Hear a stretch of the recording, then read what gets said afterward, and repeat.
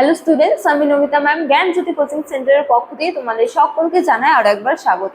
তো স্টুডেন্টস, আজকের ক্লাসে আমরা যে বিষয় নিয়ে আলোচনা করবো তা হলো, দেখো তোমরা স্ক্রিনে দেখতে পাচ্ছ যে জৈন ধর্ম এবং কি বৌদ্ধ ধর্মের যে মতবাদগুলি রয়েছে তাদের মধ্যে তুলনামূলক আলোচনা বা তাদের মতবাদগুলির পার্থক্য নিয়ে আজকের ক্লাসে আমরা আলোচনা করব।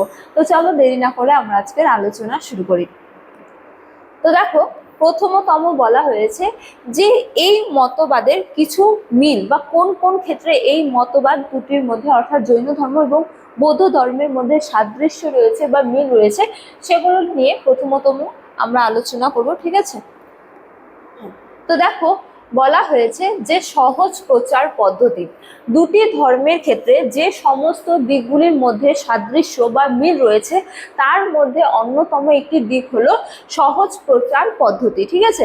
তো দেখো, এক্ষেত্রে বলা হয়েছে যে উভয় ধর্মের প্রবক্তা এবং প্রচারকেরা তৎকালীন জটিল সংস্কৃত ভাষার পরিবর্তে বা সংস্কৃত ভাষাকে ছেড়ে মানুষের মুখের সহজ সরল ভাষায় নিজ ধর্মের আদর্শগুলি প্রচার করতে শুরু করে, যাতে মানুষেরা সহজে বুঝতে পারে এবং কি করে এই জৈন ধর্ম বা বৌদ্ধ ধর্ম গ্রহণ করে, ঠিক আছে। তো সেই জন্য তারা কঠোর সংস্কৃত ভাষার পরিবর্তে সহজ সরল ভাষাকে বেছে নেয় ধর্ম প্রচারের জন্য।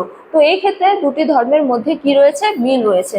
তারপরে দ্বিতীয় ধর্মের ক্ষেত্রে বলা যায় যে পূর্ব ভারতে উদ্ভব, এই ক্ষেত্রেও দুটি ধর্মের মধ্যে মিল রয়েছে, যে দুটি ধর্মেরই উৎপত্তি ঘটেছিল কোথায়, পূর্ব ভারতে, ঠিক আছে, যেখানে সনাতন বৈদিক ধর্মের গোড়ামি ও প্রভাব তুলনামূলক কম ছিল, ঠিক আছে। তো দুটি ধর্মের উৎপত্তি কোথায় হয়েছিল, পূর্ব ভারতে, ঠিক আছে। তো এখানেও বা বলা যায় যে এই দিক থেকেও দুটি ধর্মের মধ্যে মিল রয়েছে। তারপর অন্যতম আরেকটি দিক হলো কি দার্শনিক অনুপ্রেরণা, ঠিক আছে। দেখো, বলা হয়েছে যে বৈদিক যজ্ঞের বিরোধিতায় উভয় ধর্মের অপরেই উপনিষদ, ঠিক আছে, এবং কি সংখ্যা দর্শনের গভীর তাত্ত্বিক প্রভাব লক্ষ্য করা যায়, ঠিক আছে। তো বৈদিক যজ্ঞের বিরোধিতা করেছিল এই উভয় ধর্মই, ঠিক আছে, এবং তারা কি করেছিল, উপনিবেশ এবং কি সংখ্যা দর্শনের ওপর কি করেছিল, প্রভাব লক্ষ্য করা যায় উভয় ধর্মের মধ্যে, বা তারা গুরুত্ব আরোপ করেছিল, ঠিক আছে। তো এই কিছু কিছু ক্ষেত্রে কি রয়েছে, উভয় ধর্মের মধ্যে কিছু সাদৃশ্য বা মিল রয়েছে, ঠিক আছে। এছাড়াও আরো কিছু কিছু ক্ষেত্রে এই দুটি ধর্মের মতবাদের মধ্যে কি রয়েছে, মিল রয়েছে। যেমন প্রথমতম বলা যায় যে কর্মফল ওকে জন্মান্তরবাদে বিশ্বাসী, ঠিক আছে। তো দুটি ধর্মেই অর্থাৎ মানুষের কাজের ফলাফল যে কর্মফল, একজন মানুষ যেরকম কর্ম করবে সে সেরকমই ফল ভোগ করবে, এই যে কর্মফল রয়েছে, এবং কি মৃত্যুর পর পুনরায় যে নতুন জন্মের প্রবেশের তত্ত্ব বা জন্মান্তরবাদ রয়েছে, এই উভয় ধর্মে পূর্ণ বিশ্বাস রাখতো, ঠিক আছে। তো এই যে কর্মফলবাদ, যেমন কর্ম তেমন ফল, ঠিক আছে। এছাড়া কি জন্মবাদ, মানুষের মৃত্যু ঘটলে তার কিন্তু আবার জন্ম নিশ্চিত, ঠিক আছে। তো এই জন্মান্তরবাদে উভয় ধর্মের মতবাদের মধ্যে বিশ্বাস লক্ষ্য করা যায়, ঠিক আছে। তো এক্ষেত্রেও কিছু সাদৃশ্য রয়েছে। এছাড়া পরম অহিংসা নীতি, ঠিক আছে। তো দুটি ধর্মের মধ্যেই যে মূল নৈতিক বা আধ্যাত্মিক বিশ্বাস রয়েছে, সেক্ষেত্রে কিছু কিছু ক্ষেত্রে হচ্ছে যে মিল লক্ষ্য করা যায়, যার মধ্যে অন্যতম একটি হলো কি পরম অহিংসা নীতি। যেমন দেখো, বলা হয়েছে যে জগতে কোনো জীবের অনিষ্ট না করাই হলো কি অহিংসা, ঠিক আছে। কোনো জীবকে কোনো রকম কোনোভাবে ক্ষতি না করাকেই কি বলা হয়, অহিংসা। তো মুখ্য বা নির্বাণ লাভের পথ হিসেবে উভয় ধর্মই পরম হিংসার বাণী প্রচার করেছিল, ঠিক আছে। তো মোক্ষ কিভাবে লাভ করা যাবে বা নির্বাণ কিভাবে লাভ করা যাবে, সেই লাভের পথ কিন্তু উভয় ধর্মেই পরম অহিংসার বাণী হিসেবে প্রচার করা হয়েছে। তো এক্ষেত্রেও আমরা উভয় ধর্মের মধ্যে মিল লক্ষ্য করতে পারি। এছাড়া বর্ণভেদ ও অস্পৃশ্যতার দূরীকরণের ওপর উভয় ধর্মই কিন্তু জোর দিয়েছিল, ঠিক আছে। তো এই ক্ষেত্রেও উভয় ধর্মের মধ্যে মিল লক্ষ্য করা যায়। যেমন দেখো, বলা হয়েছে যে উভয় ধর্মই জন্মের ভিত্তিতে গড়ে ওঠা সামাজিক জাতপাত হোক, বর্ণভেদ প্রথা হোক বা অস্পৃশ্যতা হোক, তার কি করেছিল, বিরোধ করেছিল, জৈন ধর্ম এবং কি বৌদ্ধ ধর্ম। ঠিক আছে, তো সকল মানুষের মধ্যে সমতার প্রচার করেছিল। তো এগুলো কিছু মূল নৈতিক এবং কি আধ্যাত্মিক বিশ্বাস ছিল, যেখানে উভয় ধর্মের মিল লক্ষ্য করা যায়। তো এতক্ষণ পর্যন্ত আমরা কি আলোচনা করলাম, যে জৈন ধর্ম এবং বৌদ্ধ ধর্মের মধ্যে কোন কোন দিক থেকে বা কোন কোন ক্ষেত্রে মিল রয়েছে, ঠিক আছে, বা সাদৃশ্য রয়েছে।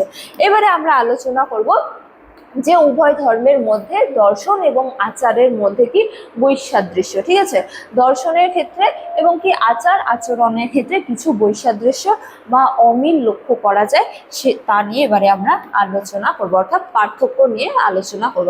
তো দেখো, অন্যতম প্রধান পার্থক্য স্বরূপ বলা হয়েছে যে ধর্মগুরু এবং কি তাদের তত্ত্বের বা তাদের দর্শনের বৈচিত্র্য। ঠিক আছে, তো দেখো বলা হয়েছে যে দার্শনিক ভিত্তি ও ঐতিহ্যগত কাঠামোর ক্ষেত্রে উভয় ধর্মের মধ্যে কিছু স্পষ্ট ভিন্নতা রয়েছে, যেমন তীর্থঙ্কর বনাম একক বুদ্ধ। ঠিক আছে, তো জৈন ধর্মে কি ছিল, আদিনাথ, পার্শ্বনাথ, মহাবীর সহ মোট কতজন তীর্থঙ্কর ছিলেন? 24 জন। তারা কি করেছিল, ধর্ম প্রচার করেছিল, তারা এই ধর্মের বাণী বা লক্ষ্য কি করেছিল, প্রচার করেছিল। ঠিক আছে, তো বলা যায় যে জৈন ধর্মের প্রধান প্রবক্তাদের কি বলা হয়, তীর্থঙ্কর বলা হয়, এবং জৈন ধর্মের মধ্যে 24 জন, মোট 24 জন তীর্থঙ্কর ছিলেন, যারা কি করেছিলেন, এই ধর্মের প্রচার কার্য সম্পাদন করেছিলেন। ঠিক আছে, কিন্তু বৌদ্ধ ধর্মে কি হয়েছিল, কেবলমাত্র গৌতম বুদ্ধই ছিলেন একমাত্র প্রধান প্রদর্শক বা প্রচারক বা ধর্মগুরু। ঠিক আছে, তো বৌদ্ধ ধর্মের ক্ষেত্রে দেখা যায় যে কেবলমাত্র একজন ধর্মগুরু রয়েছে বা একজন প্রবক্তা বা প্রচারক রয়েছেন, তিনি হলেন কে, গৌতম বুদ্ধ। কিন্তু অপরদিকে জৈন ধর্মে 24 জন তীর্থঙ্কর ছিলেন, যারা প্রচার কার্য করেছিলেন। ঠিক আছে, তো এক্ষেত্রে কিছু বৈসাদৃশ্য রয়েছে। এবং দেখো বলা হয়েছে যে আত্মার অস্তিত্বের ক্ষেত্রেও উভয় ধর্মের মধ্যে কিছু বৈসাদৃশ্য রয়েছে বা অমিল রয়েছে। ঠিক আছে, আত্মার অস্তিত্বকে নিয়ে, যেমন দেখো বলা হয়েছে যে জৈন ধর্ম প্রতিটি জীব এবং কি জড়ের মধ্যে শাশ্বত বা আত্মার অস্তিত্বকে স্বীকার করে, যে প্রতিটি জীবের মধ্যে কি রয়েছে, আত্মা রয়েছে, সেই তত্ত্বের ওপর বিশ্বাস করে কে, জৈন ধর্ম। কিন্তু বৌদ্ধ ধর্ম অনান্তবাদী। ঠিক আছে, বা অর্থাৎ তারা চিরন্তন আত্মার অস্তিত্বকে স্বীকার করে না। ঠিক আছে, এই যে মানুষের শরীরের মৃত্যু হয় কিন্তু আত্মার মৃত্যু হয় না, সেই আত্মা পুনরায় দেহ লাভ করে, এই যে আত্মার যে অস্তিত্ব, এই অস্তিত্বকে বিশ্বাস করে কে, জৈন ধর্ম। কিন্তু বৌদ্ধ ধর্ম আত্মার এই অস্তিত্বকে বিশ্বাস করে না।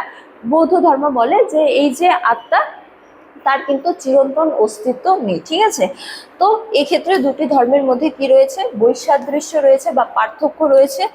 আরও যে ক্ষেত্রে বৈসাদৃশ্য লক্ষ্য করা যায় তা হলো কঠোর কৃচ্ছ সাধন বনাম কি মধ্যপন্থা বা সাধনা মার্গ, এখানে সাধনা হবে। ঠিক আছে, সাধনা মার্গ ও প্রচারের ভৌগোলিক পরিধির মধ্যে কিছু পার্থক্য লক্ষ্য করা যায়। যেমন দেখো বলা হয়েছে যে জৈন ধর্মে চরম মোক্ষ লাভের জন্য কি করা হয়েছে, কঠোর কৃচ্ছ সাধন, উপবাস এবং কি শরীর পীড়নের ওপর জোর দেওয়া হয়েছে, যে যে যত কৃচ্ছ সাধন করবে, উপবাস করবে, যে যত নিজের শরীরকে পীড়া দিবে, সে ততই তাড়াতাড়ি কি করতে পারবে, মোক্ষ লাভ করতে পারবে বা সেই মোক্ষ লাভ করতে পারে। ঠিক আছে, যে কৃচ্ছ সাধন, উপবাস বা শরীর পীড়ন সহ্য করতে পারবে না, তারা কিন্তু মোক্ষ লাভ করতে পারবে না। ঠিক আছে, তো এই কৃচ্ছ সাধনের ওপর গুরুত্ব লাভ করে কে, জৈন ধর্ম। কিন্তু বৌদ্ধ ধর্ম চরম ভোগ, চরম ত্যাগের মাঝামাঝি এক কি করেছে, বাস্তব পথ বা অষ্টাঙ্গিক মার্গ অনুসরণে বা মধ্যপন্থা অনুসরণের নির্দেশ দেয়, যে অতিরিক্ত কৃচ্ছ সাধন করার কোনো দরকার নেই, আবার অতিরিক্ত সহজ সরল জীবনযাপন করারও কোনো দরকার নাই। এই দুটোর মধ্যে যে মধ্যপন্থা, অর্থাৎ মাঝারি ধরনের কি করলে, কৃচ্ছ সাধন বা মাঝারি ধরনের ভোগ করলে, অর্থাৎ উভয়ের মধ্যে যে মধ্যপন্থা, তা অবলম্বন করলে মোক্ষ লাভ করা সম্ভব। ঠিক আছে, তো এই যে মোক্ষ লাভের যে পথ, সেই পথের ক্ষেত্রে উভয় ধর্মের মধ্যে বৈসাদৃশ্য লক্ষ্য করা যায়।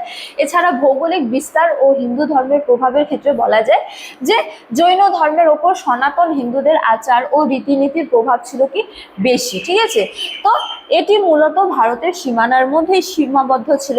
এই যে জৈন ধর্ম রয়েছে, সেই জৈন ধর্মে কিন্তু হিন্দু ধর্মের আচার ও রীতিনীতির প্রভাব লক্ষ্য করা যায় এবং এই জৈন ধর্ম মূলত ভারতবর্ষের মধ্যেই সীমাবদ্ধ ছিল।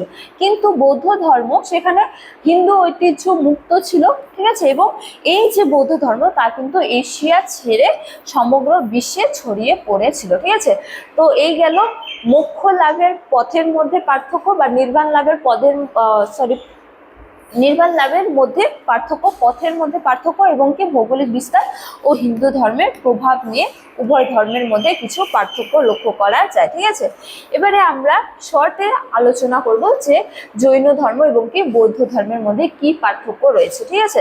যেমন দেখো, প্রধান পথ প্রদর্শক বা প্রবক্তাদের ক্ষেত্রে বলা যায় যে জৈন ধর্মে কি ছিলেন, 24 জন তীর্থঙ্কর ছিলেন, সেখানে মহাবীর হলেন প্রধান এবং সর্বশেষ কি তীর্থঙ্কর। কিন্তু বৌদ্ধ ধর্মে কেবলমাত্র একজন প্রবক্তাকে লক্ষ্য করা যায় বা পথ প্রদর্শককে লক্ষ্য করা যায়, তিনি হলেন একক বুদ্ধ বা গৌতম বুদ্ধ, ঠিক আছে। তারপরে সাধন মার্গ বা পথ বা নির্বাণ লাভের ক্ষেত্রে উভয় ধর্মের মধ্যে কি পার্থক্য রয়েছে, যে জৈন ধর্মে কি করে কঠোর তপস্যা, তারপরে ক্লাই কেশ বা কৃচ্ছ সাধনের উপর বা কঠোর পরিশ্রমের উপর কি করে গুরুত্ব আরোপ করে।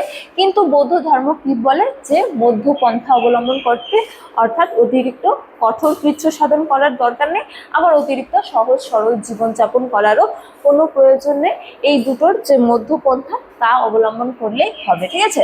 তো ভোগ ও ত্যাগের মাঝামাঝি পথ, ঠিক আছে, নির্বাণ লাভের অন্যতম পথ। তারপরে দেখো, আত্মার অস্তিত্বের ক্ষেত্রে বলা যায় যে জৈন ধর্ম আত্মার অস্তিত্বের ক্ষেত্রে বিশ্বাস করে, কিন্তু এই যে বৌদ্ধ ধর্ম তা আত্মার অস্তিত্বকে বিশ্বাস করে না, ঠিক আছে। তারপরে ভৌগোলিক বিস্তার, তো এই যে জৈন ধর্ম তা কিন্তু ভারতের মধ্যেই সীমাবদ্ধ হয়ে পড়েছিল বা সীমাবদ্ধ ছিল, কিন্তু এই যে বৌদ্ধ ধর্ম সেই ভারতের গণ্ডির বাইরে, অর্থাৎ চীন, জাপান, তিব্বত সহ বিশ্বের বিভিন্ন প্রান্তে ছড়িয়ে পড়েছিল, ঠিক আছে।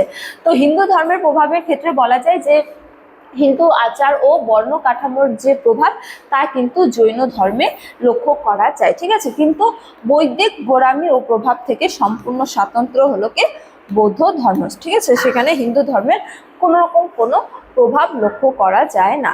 তো স্টুডেন্টস, এক্ষেত্রে বলা যায় পরিশেষে যে জৈন ধর্ম এবং বৌদ্ধ ধর্মের মধ্যে কিছু কিছু ক্ষেত্রে বা উদ্দেশ্য নিয়ে মূলত সাদৃশ্য পরিলক্ষিত হলেও তাদের মধ্যে মতবাদ এবং দার্শনিক দিক থেকে কিন্তু বৈসাদৃশ্য লক্ষ্য করা যায়।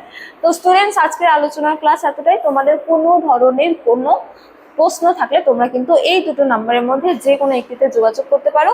তো আজকের ক্লাস এতটাই, তোমাদের সাথে দেখো পরবর্তী ক্লাসে। ততক্ষণ তোমরা সকলেই ভালো থাকো, সুস্থ থাকো। Thank you.